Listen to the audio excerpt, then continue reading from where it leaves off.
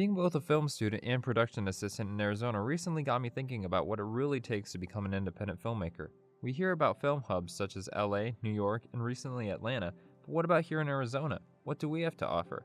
Well, I reached out to the Alamo Drafthouse Theater chain and the Scottsdale School of Film and Theater to see what they had to say about this.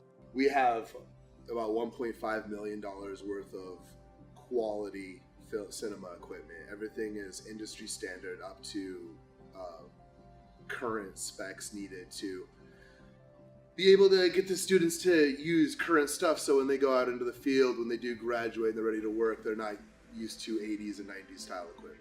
Honestly, I got my film education even though I minored in film in college. I worked at what we call a video store.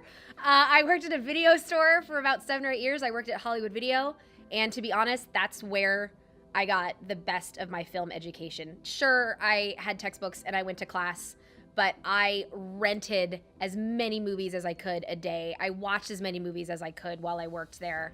You're watching movies, and also watching movies that don't fit your comfort zone are really important. Like, there are a lot of younger people that can't watch a black and white movie, and there is so much to gain from not just black and white movies, but just, movies from all different countries. Like, I love Breathless by Godard, like the French New Wave, like watching Psycho and understanding its place in cinematic history, or Citizen Kane. I know those are like the big movie, film school ones, but watching as many movies as you can, but watching movies that you don't think you'll like, that you don't end up liking. Movies that maybe are stuff that you aren't interested in or comfortable with. It's really, really important to push those boundaries and to experience all different forms of movies in order to be the best, well-rounded, and educated filmmaker that you can possibly be. Well, it's hard to get into the industry, right? You've always heard it's not what you know, it's who you know, right? And that's the same. What's nice about coming to school here is you have multiple students that are very much like-minded with you, and you begin to create your network and start meeting people and working on shows, and eventually all of the work outside of school is what gets you into that industry. And so we are that perfect stepping stone for students that want to get into the industry but don't know how. Come here, learn how to become filmmakers, not just directors, but camera operators, sound designers, art department, producers, editors, etc. Collectively network together, and eventually someone will need something, and that's how you start building your network, and you eventually can go out on your own a lot easier. There's not a lot of places where they're just accepting applications.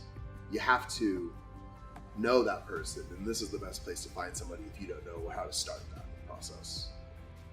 No one's going to give you anything. If you want it, you have to take it. Right? Like, everybody wants to be in this industry. Everybody goes home and watches TVs and movies and go, I can do that, whether it's acting or whatever, right? That being said, that the market's kind of flooded, right? With people that want to be in it. But how many people truly put in the work and the effort, have the zeal and desire to do what it takes to get there? Not as many people as you would think. So of course there's opportunities, especially as media is growing so much. There's so much more media and content needing to be produced, but it really comes down to, do you have the constitution and follow through to get where you want to go? Because it's easy to quit, it's easy to get discouraged, just like any art, whether it's writing or sculpting, right? If you don't think you're good at it, it's easy to quit. But if you stay the course, you pay the piper, good things will come. But you do have to put the work in. No one's going to give you anything, not in this industry. For Spot 127, this has been Daniel Sampedro.